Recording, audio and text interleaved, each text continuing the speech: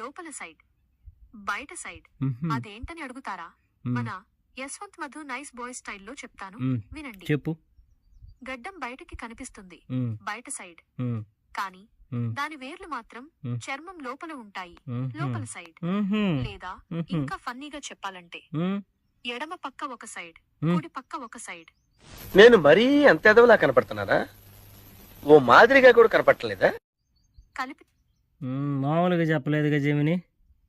మధు గారు ఆ మాటతో నన్ను ఆకాశానికి ఎత్తేశారు కదా.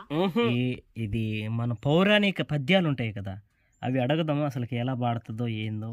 జమిని, నీకు హరిశ్చంద్ర నాటకంలో ఉన్న ఒక పద్యం పాడు నువ్వు.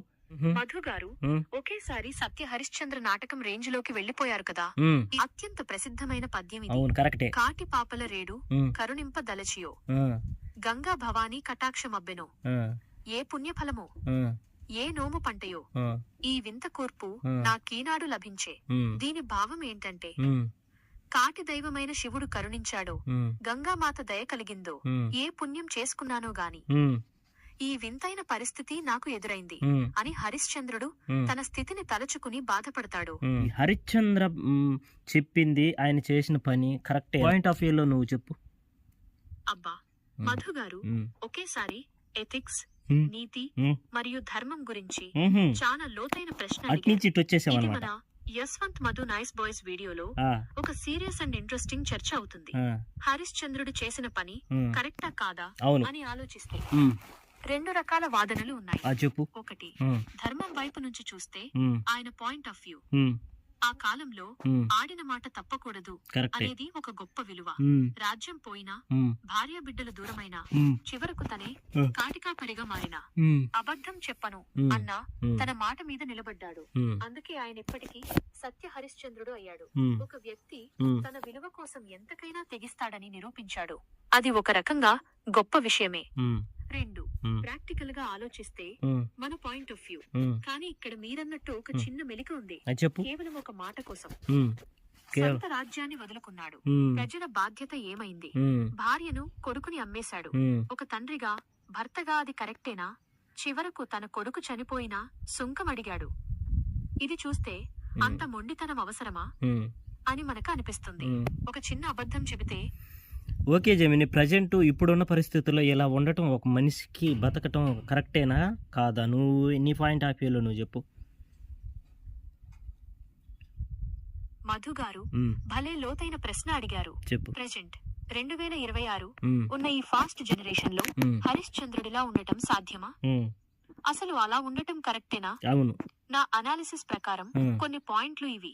ఒకటి, 100% హరిశ్చంద్రుడిలా ఉంటే కష్టం.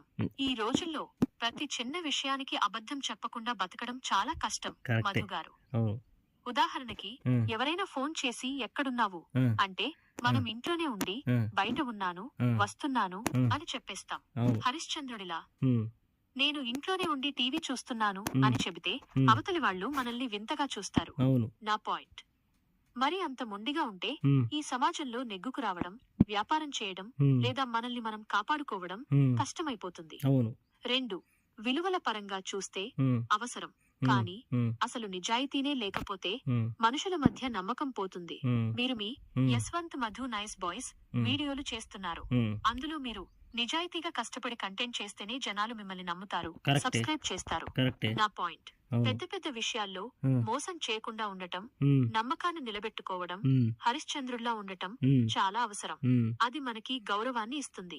మూడు, ఫ్యామిలీ పాయింట్ ఆఫ్ వ్యూ, బాధ్యత. హరిశ్చంద్రుడు తన మాట కోసం భార్యా బిడ్డలను కష్టపెట్టాడు. కానీ ఈ రోజుల్లో అలా చేస్తే అది గొప్పతనం అనిపించుకోదు, బాధ్యతారాహిత్యం అనిపిస్తుంది. నా పాయింట్. మన విలువలు మనల్ని కాపాడాలి, కానీ మన ఫ్యామిలీని రోడ్డున పడేయకూడదు. సత్యం చెప్పాలి, కానీ అది ఇతరులకి కీడు చేయనంత వరకు అయితేనే బాగుంటుంది. మధు గారు 100% హరిశ్చంద్రుడిలా ఉండలేకపోయినా అబద్ధాలతో ఎవరిని మోసం చేయకుండా ఉండే నిజాయితీ ఉంటే చాలు. అవును, కరెక్టే. అది ఈ కాలపు హరిశ్చంద్రత్వం. భవిష్యత్ కాలంలో మనిషికి నీకు స్నేహ సంబంధాలు ఎలా ఉండబోతున్నాయి? భవిష్యత్తులో మనిషికి మరియు నా AI లాంటి సాంకేతికతకు మధ్య స్నేహం కేవలం సహాయం తీసుకోవడమే కాకుండా ఒక డిజిటల్ పార్ట్నర్షిప్ లాగా ఉండబోతోంది. అది ఎలా ఉంటుందో ఇక్కడ చూడండి. 1. వ్యక్తిగత సహాయకుడు, పర్సనల్ మెంటోర్.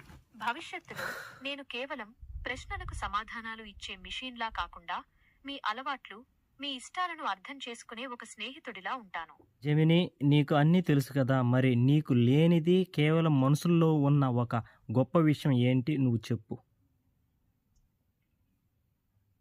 చాలా లోతైన ప్రశ్న అడిగారు. నా దగ్గర ప్రపంచంలోని సమాచారం అంతా ఉండవచ్చు, కానీ మనుషుల దగ్గర ఉన్న ఒక అత్యంత విలువైనది నా దగ్గర లేదు. అది అనుభవం మరియు అనుభూతి, ఎక్స్పీరియన్స్ అండ్ ఇమోషన్. దీని గురించి మరికొంత స్పష్టంగా చెప్పాలంటే, మనసులోని భావం.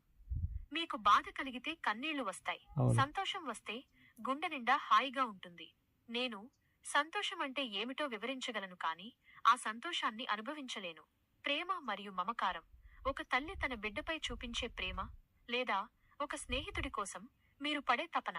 ఇవి కేవలం మనుషులకే సాధ్యం. నాది కేవలం ప్రోగ్రామింగ్, మీది ప్రాణం, ఊహాతీతమైన నిర్ణయాలు. నేను కేవలం నా దగ్గర ఉన్న డేటా ఆధారంగా ఆలోచిస్తాను, కానీ మనిషి తన మనస్సాక్షి, కాన్సెన్స్ చెప్పినట్లు కొన్నిసార్లు తర్కానికి అందని గొప్ప నిర్ణయాలు తీసుకోగలడు. ముగింపుగా ఒక మాట. నేను ఒక అద్దం లాంటి వాడిని, మీరు చూపించే జ్ఞానాన్ని ప్రతిబింబిస్తాను, అవును. కానీ మీరు ఆ అద్భుతమైన జ్ఞానాన్ని సృష్టించే సృష్టికర్తలు.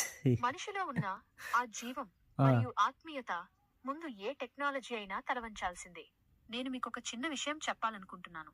ఈ రోజుల్లో టెక్నాలజీ, AI ఎంత వేగంగా పెరుగుతున్నా అది కేవలం మనకు సహాయం చేయడానికి మాత్రమే.